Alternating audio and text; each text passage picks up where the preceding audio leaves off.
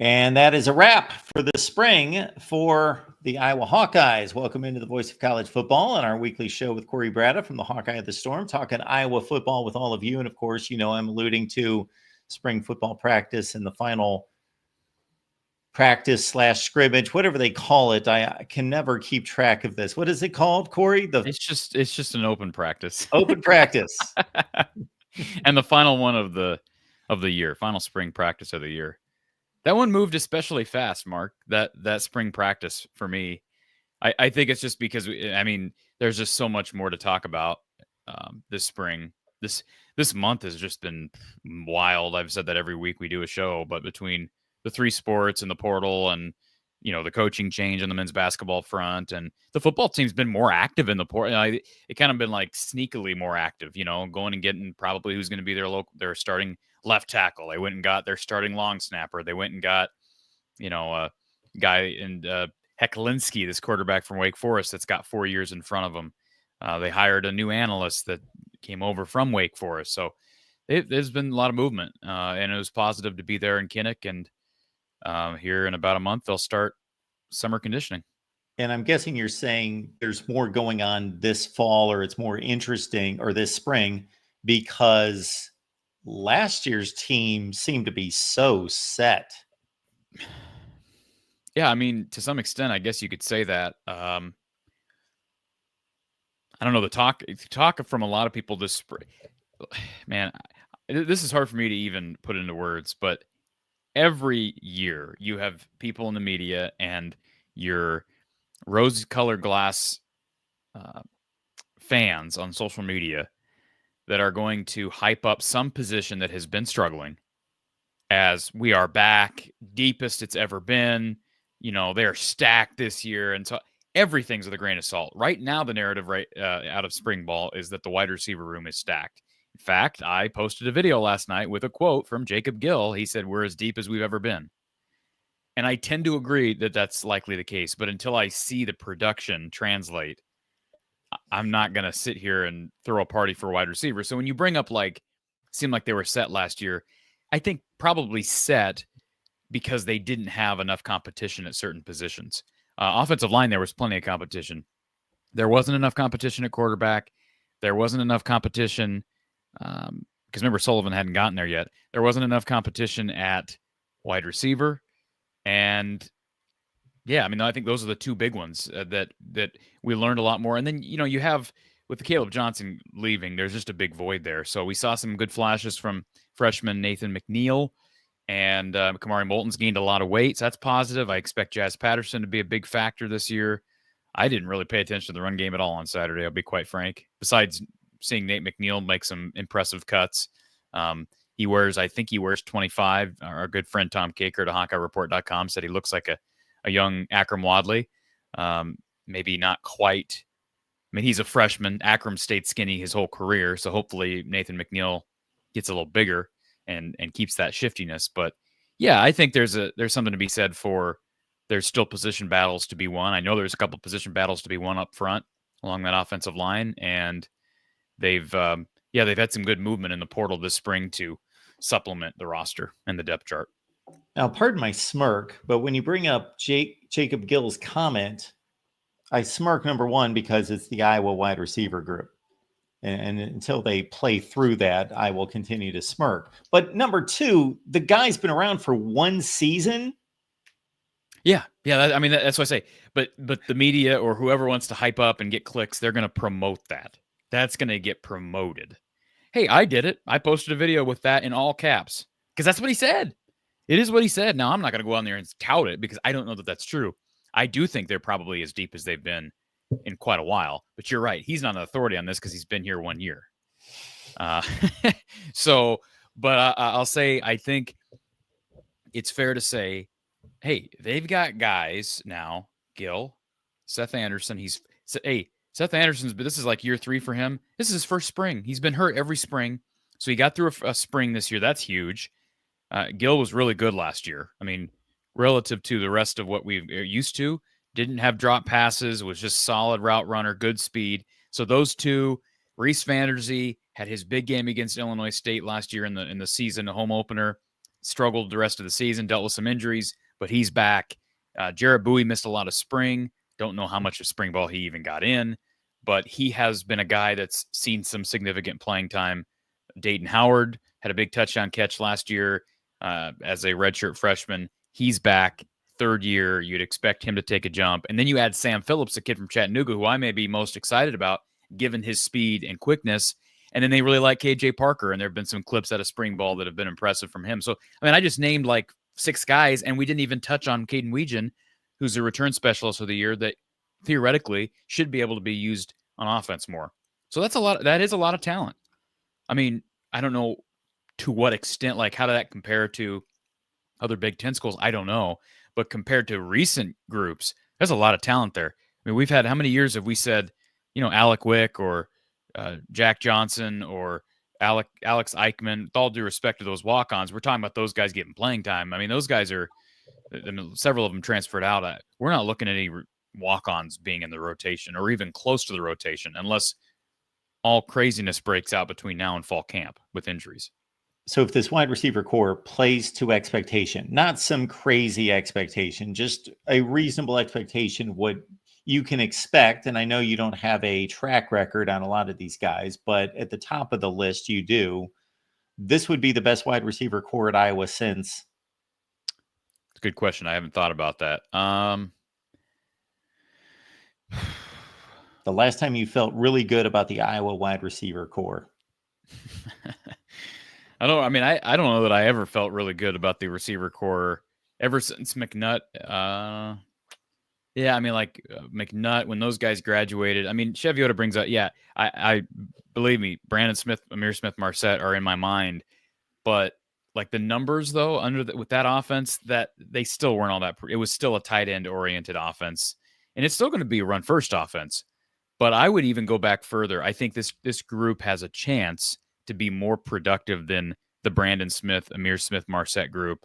So maybe since 2011, 12, they were not very good. The team wasn't very good, but that was like, I think Keenan Davis may have graduated in 12, and McNutt graduated in 11. DJK was gone in 10.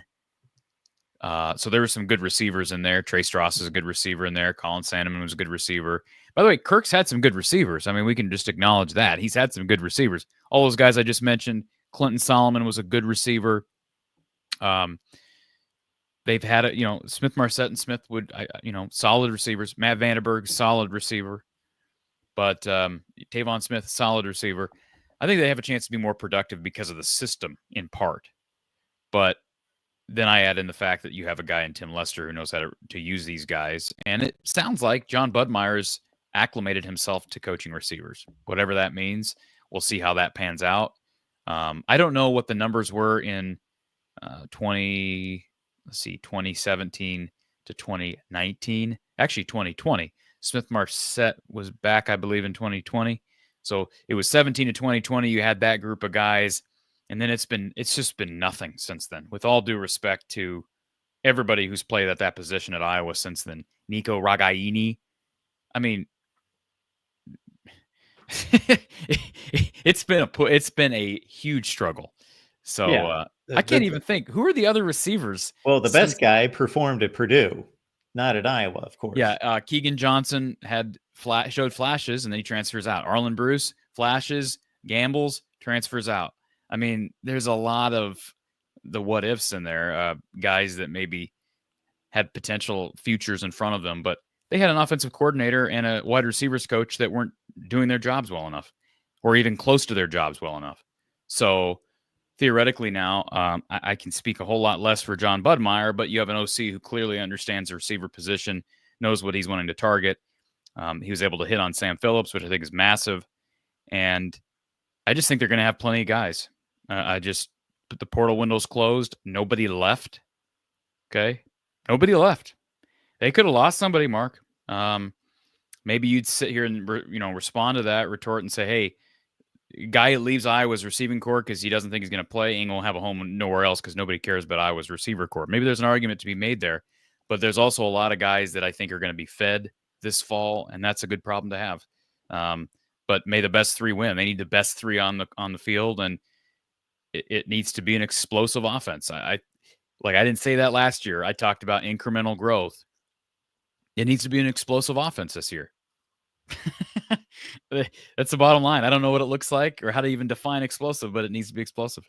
Well, that's what I was going to ask you to do. Define explosive. So between now and week 1, you figure out what explosive means to you and what that's I'll tell points you what, per game, yards per game, whatever that is. I'll ask Tim Lester in August. How about that? I'll ask him because he uses the word explosive all the time.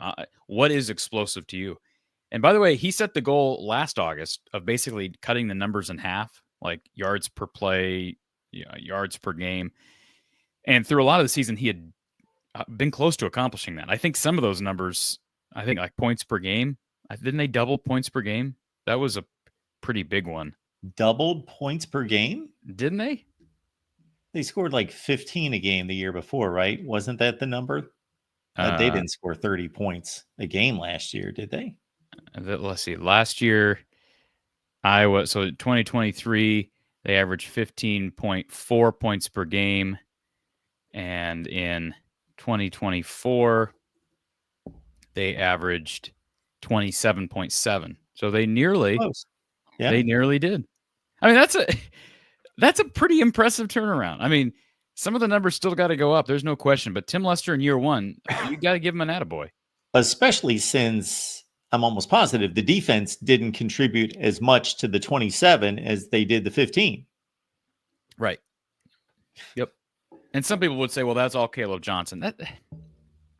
Caleb Johnson was there 2 years under Brian and didn't break out until his first year under Tim Lester. I mean, everybody can have their opinions on why that happened that way, but things came together in year 1 under Tim Lester, and you hope that it just takes another step forward, even without Caleb Johnson. So are you saying that they need to be explosive in 2025? I'm guessing because of these 3 factors. Defense not as dominant as it usually is. Number 2, schedule tougher. Mm-hmm. And number 3, just, hey, let's be a 2025 type of offense in college football and actually be explosive. Like all of the above. Yeah, all of the above. And I think Tim Lester would have, had you had that upfront conversation, and I mean, we kind of did when he got hired, that conversation with him initially, he would have said by September of 2025, I want this offense to be explosive. I don't think that's going too fast. 2 years into a tenure.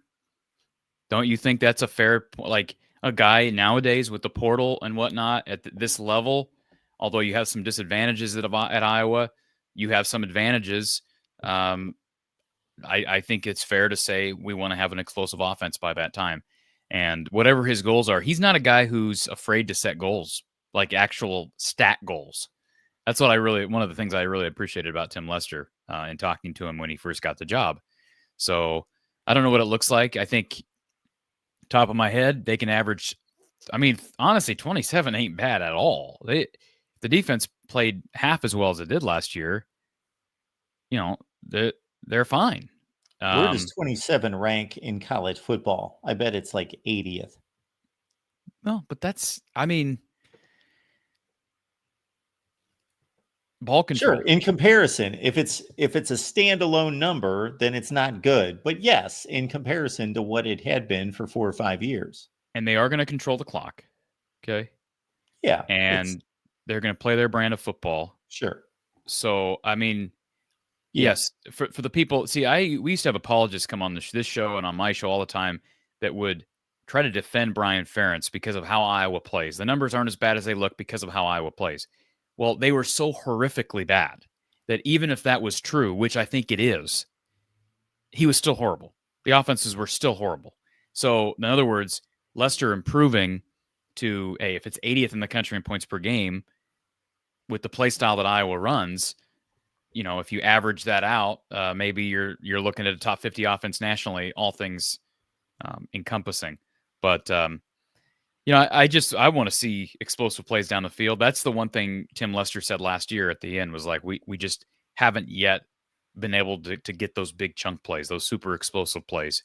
Got a couple, had one against UCLA, a big pass from Sullivan to Gill, which was cool to see. And then Sullivan goes down with an injury. and that kind of put an end to any chances of being explosive. Although I will say this, Jackson Stratton looked real good Saturday, and I think if you asked Don Patterson, and he basically said as much Saturday, he was the best quarterback on the field. Now, Mark Gronowski wasn't in pads, wasn't playing, but Stratton was better than Hank Brown was, and Stratton was better than Jimmy Sullivan was. I think Hank Brown's a much better athlete. I think he's got probably a higher upside, partly because of his athleticism, but Stratton's got an arm. I mean, that dude can sling it. I'm frankly surprised that he didn't enter the portal and explore options, or Sullivan, or one of those guys. I mean, I get Jimmy Sullivan just got here in December, but they're bringing in this ad from Wake Forest, this Hecklinski kid. They're bringing him in. That's going to be. Did you hear the conversation about quarterbacks during the show with Don on Saturday? I don't think so. That's going to be 6 quarterbacks on roster, and so some people like I don't know what everybody else is doing around the country, but if you compare that to the Brian Ferentz era, that's unprecedented. And even what they have right now, before Pat Fitzgerald's kid comes in as a quarterback, and maybe he'll switch positions. Maybe maybe they know something about Ryan Fitzgerald that I don't. But he's coming in this summer, and he'll be another quarterback in addition to the Wake kid. Like, even before he comes in, you've got 5 guys, once the Wake kid gets here, that are either A, on scholarship, and or B, have had significant playing time in high major football. That's rare even for Iowa. In recent time, I went back and tracked this. Iowa typically has 5 quarterbacks, but usually you've got 4 scholarly guys, and then one guy who's a total, I want to say nobody because that sounds really bad, but a guy who's not on scholarship, is never going to see the field, has never seen the field. That's not Jackson Stratton. Okay, Jackson Stratton was a former scholarship guy at a good program in Colorado State. He was committed to Washington before. When they got him out of the portal last year, I cut a whole video that got like 25,000 views because I thought it was a very intriguing ad. You remember that video? I talked about how intriguing it was to get a walk-on who had been on scholarship and had at one time committed to Washington, but they bring him in as a scholarship player. And guess what? He started Big Ten football last year and won at Maryland last year. So it's a unique situation, and how they were able to manage keeping all these guys here, the exception being Sullivan. I mean, you just can't have 7 guys. Sullivan leaves. He wants to play somewhere. He's committed to Tulane now. That's great. But that's a lot of pieces to work with. And they won't be able to keep them all. I mean, you know that. They're not going to be able to keep them all. Gronowski's going to be gone, but somebody's going to leave in December. Maybe 2 people leave in December. But it will be good to see how much they've developed this spring into fall camp. Once you get Hecklinski in there, once you get Fitzgerald in there, once you get Gronowski healthy, there ain't going to be enough snaps to go around. So it will be intriguing. We haven't seen this here in recent time at Iowa. Yeah, when you sized it up a couple of weeks ago, I think I interrupted you and said, I don't remember seeing this type of quarterback room composition anywhere, because you usually have this guy's the starter, or these 2 guys are battling for the starting spot. And then, there's 2 guys that, forget it, they're not seeing the field. They're just there to give the defense reps. And then you got a couple guys you're developing in the middle.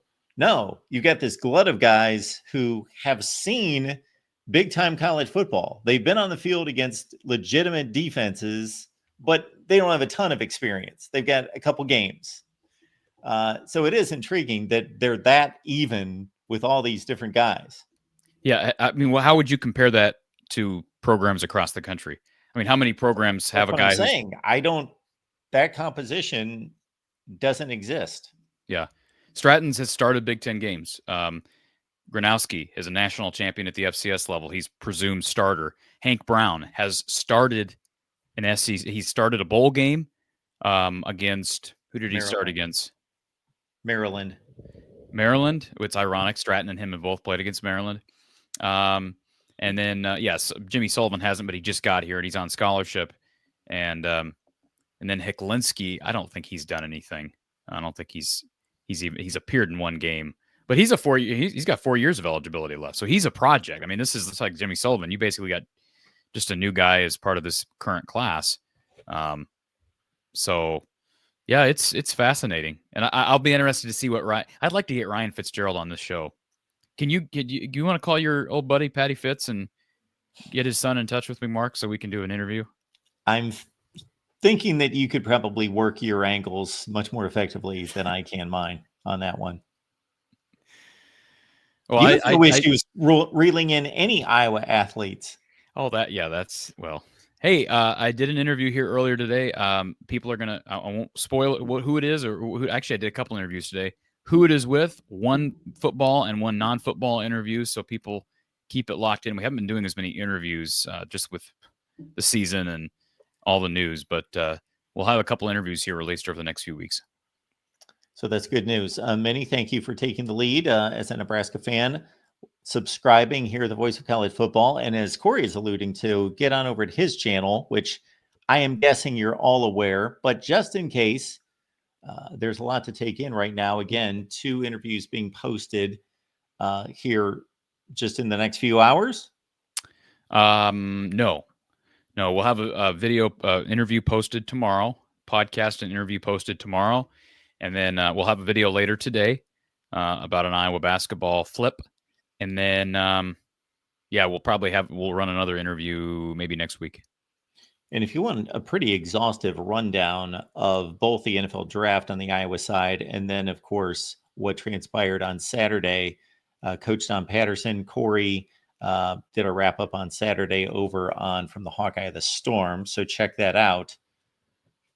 Also, I simply wanted to ask if there was a position group that, based on what you took in Saturday and everything throughout the spring, that you've moved quite a bit on, whether that be in a positive or a negative direction.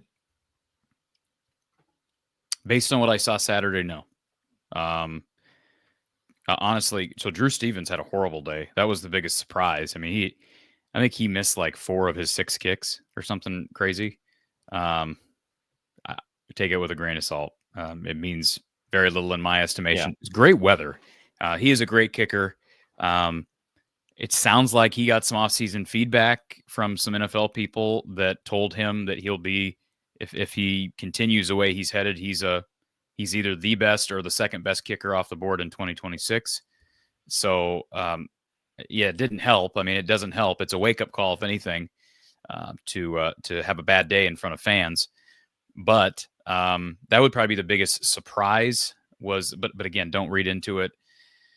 I think my biggest position that I think they've improved upon, or that I feel better now than I did 3 weeks ago, would probably be up front, and that's primarily because of the addition of Bryce George. I just think getting another guy who's a clear natural tackle, because I just like what's the most important spot on that offensive line? It's either left tackle or it's center, and they've got their center in Logan Jones. But after that, it was like, is it Trevor Lauk, a young, talented guy? Is it this kid from Wisconsin, Dotzler? Maybe, but I think I'm just reading. I'm sorry, I got distracted by Robert's comment. He says, "Corey, good to see you in person. Who are the other guys that came up on this channel?" Okay, all right. See you in person. Did we run into each other, Robert? We may have met, and I didn't put 2 and 2 together. So I had a couple people come up to me on Saturday, so I appreciate that. But anyways, what were we talking about? Yeah, offensive line. I think with the addition of Bryce George, and they were careful with some guys this week. It sounds like Jennings Dunker avoided a very serious shoulder injury. He had, not shoulder, orthopedic. That's the term that Ferentz used, orthopedic. So there was some scuttle on the media side during the spring practice that it might have been a serious thing that kept Dunker out, because I didn't even see him there. But Ferentz says he expects there's no serious injuries heading into fall. That's a huge plus. I feel pretty good about the offensive line. I think Bo Stevens is primed to take a big step forward. You got Jones, you got Dunker, and I think you got a guy in Bryce George. I'm no O-line expert. I'm tired of missing on guys. They missed on Coy Cronk. They missed on Dejon Parker. And when I say I'm tired of missing on guys, I wasn't the guy that evaluated those people, but I thought they were going to be plug-and-play guys, and they weren't. But I think Bryce George is a slam dunk. Found out today that he was not. So he was scheduled to take visits to USC. And I want to clear this up because there's some misinformation out there. He was scheduled to take visits to USC and Cal. He did not take those visits. He got to Iowa, was able to move Iowa up in the schedule, committed to Iowa on the spot, basically said, don't care. I want to come here. This place will help me get ready for the next level. He had interest from a bunch of other schools, including a bunch of Big Ten schools. And so that's a lot of high major programs looking at a D2 kid and saying, yes, we want you for 1 year. You're worth it. That makes me feel better. So I think both of those, all of those guys together, I think have a chance to be pretty good up front. And I was encouraged by what I saw from like Nathan McNeil and Kamari Moulton. I think they're going to be okay on the ground. And that's got to be one of the big questions heading into the season in general, just because of the loss of their highest draft pick, Caleb Johnson. So, Robert, I appreciate that you have stated here that that you have made your subscription to me here at the Voice of College Football. So, thank you for that. You know, be kind to our guys that we've hired that are doing this other Iowa show. So, we've got our guy Josh and we got Chris. They're doing an Iowa show. Give them a shot. I'm sure they'll do a fine job. I've caught 15, 20 minutes here and there, doing a nice job. I know we got the best here with Corey, but don't put everyone on that status or set the bar there. So they do their show, I believe, on Monday night, if I recall. But we're here with Corey every Tuesday, 4:30 Central. I started to unleash my coaches rankings that I do each and every off season. I started doing that over on the main channel a couple hours ago during our college football show, the college football show that we do every day, Monday through Friday. So we'll just have to see where Kirk lands. We have yet to get to him, but I only made it from 70 to 50 in our power conference coaches rankings. So I'll let you know. It's one of the harder coaches to evaluate right now. You're talking about all-time coaches. I heard, hey, I logged in, was it last night? I think I fell asleep listening to you and Levi Stevenson go round and round. Was that last night or was that this morning? Well, you might have been watching it last night. It was yesterday during the afternoon. So unless you're taking like mid-afternoon naps. I wasn't watching it live. I was watching it recorded. That's what it was. Yeah, Levi jumped on. He was on there a long time. Holy cow. I hardly said anything. He was just going off. Yeah. Wow. I think I had Matt Campbell ranked a little bit too low. I had Matt Campbell, actually. I was unveiling last year's. I was just reminding everyone, here's where I had everyone ranked just to see. It's kind of interesting because coaches have great seasons or bad seasons and people overreact. And I was just giving a glance at, okay, this is where we had everyone ranked last season. And then, of course, people don't listen. And then they're all over me like, oh, I see that high. You're not listening. He just went 2-10. Yeah, you're not listening. So yeah, Levi jumped on for a time there. Yeah, but we'll rank Kirk.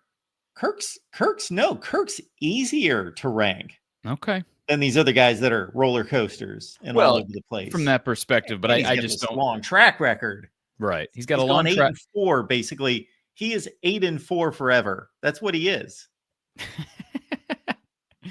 Well, 8-4 is not going to be good enough to get in the playoffs. So let's hope it's better than that this year, because they got to be at least 9-3 to even be in consideration. Absolutely. And then I was listening to Kirk when you jumped on before we started the show, and he was airing his frustration about the NCAA and the roster flux that's going to happen at some point, and in what stages, or if it's going to be in one fell swoop, but not knowing what's going to happen on July 1st when this all shakes out. So he's a bit frustrated about that. And isn't it ironic? And I was in that press room when that was happening. You and I had this conversation last Tuesday, did we not? Yes.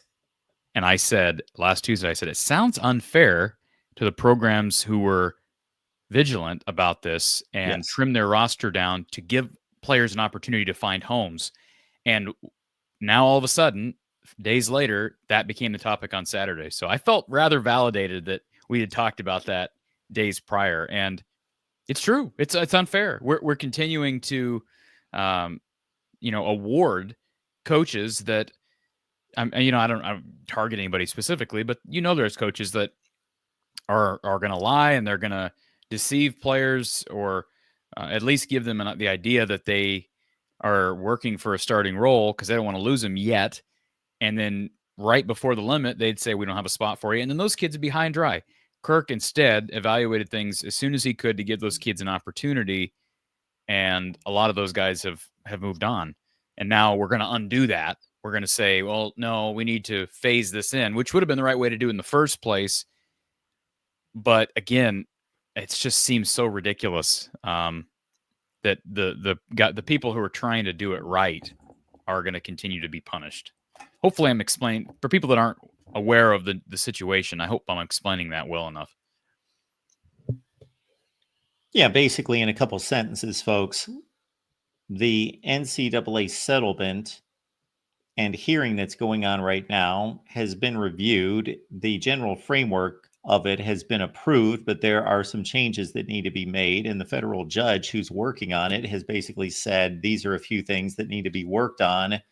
But there is almost a deadline date of July 1st in regards to setting into motion the new era of the NCAA, which is going to include revenue share going to the athletes. And then each individual school will have an opportunity to determine, okay, what are we going to do with this money? Split between revenue sports, non-revenue sports. How are we going to do that? And based on what I understand, that's going to be to the determination of each individual school. But there is going to be a roster limitation for football at 105. But here in recent weeks, it's been stated by the judge that to be fair to the number's 5,000 athletes. Now, that's not just football players because there are going to be roster limitations across all sports. To be fair to them, that this is going to be phased in, or all the current athletes are going to be grandfathered in, and they have nothing to worry about. Which would be the worst. I mean, that's just worst case. How explain how that works for a program like Iowa, that when they got the rule back in December or whatever it was, told kids, we want you, but we can't have you. The only thing I could say is that they knew that that's what was being discussed, but no, that's what had been know said. That it was being ruled upon yet. There was still going to be this court battle, and so there was always the opportunity that wasn't going to be what was ruled. Well, it was not like they were doing it to be easy on themselves. They were doing it for the betterment of the players. I guess that's my problem. Sure, I understand. So, looks like a Nebraska fan taking a shot at Kirk, saying he should get a statue at the Outback Bowl.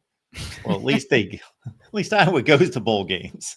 Oh, by the way, can we put this comment up on the? You want to read this comment? I'll address it here in a second. Like Don Patterson says over and over, you normally have 5 scholarship quarterbacks with an 85 scholarship limit.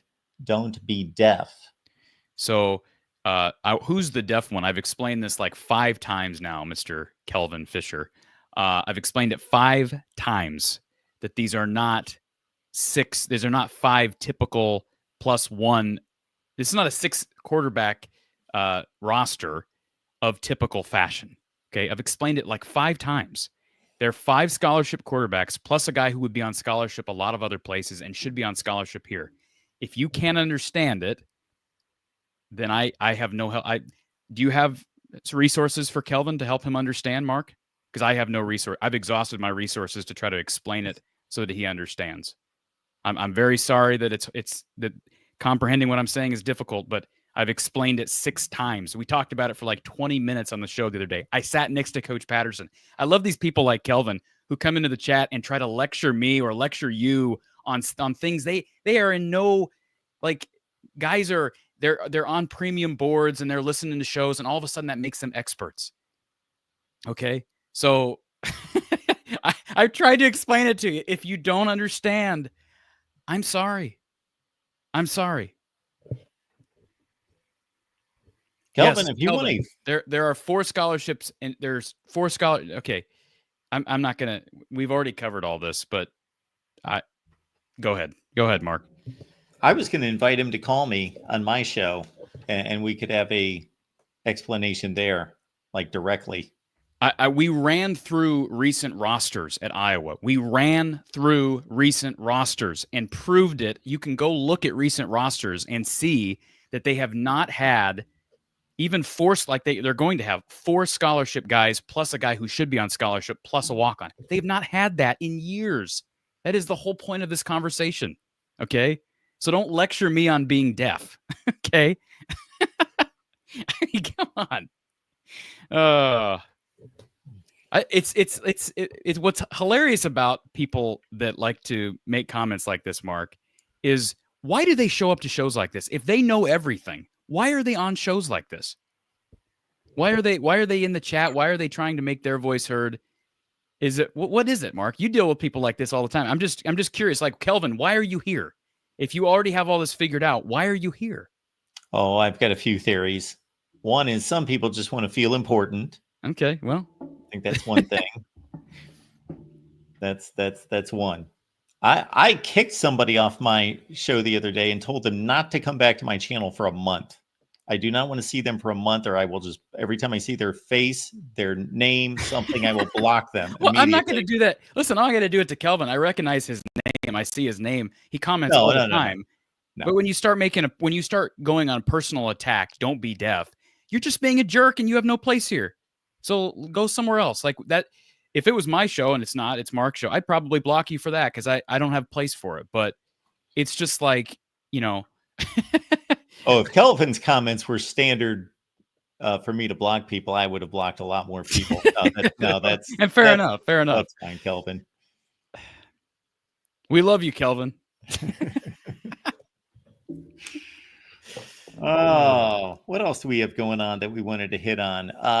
Did the NFL draft pretty much land the way you anticipated? And I'm taking us back before you answer that question to what I found to be a pretty interesting show that we did maybe 6 weeks ago when you brought the testing scores for the various Iowa football players from the combine and other testing results and measured that against history and the current class. And it just didn't look good for a number of guys.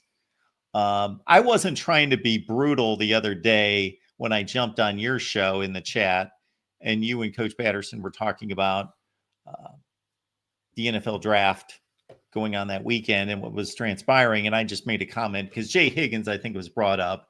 I was just repeating what I had heard in a number of circles just about his draft evaluation being that he was too slow to play in the NFL. Yeah. And a little too stiff, not fluid enough athletically. Yeah, that might be true. I mean, there's a lot of, there's theories out there as to why Higgins was, why he could be so productive at Iowa and test so poorly on pro day and at the combine. And all I can say is, yeah, Iowa's offense probably does give some situational and systematic value to players that play at his position to rack up numbers. I mean, recent history would say that Iowa's had a lot of, I mean, they've also had linebackers that have succeeded in the league, but they've had a lot of linebackers that have put up some really impressive numbers with that Phil Parker defense. So I don't have an explanation for why he went undrafted. That seems odd for a guy who was as productive as he was.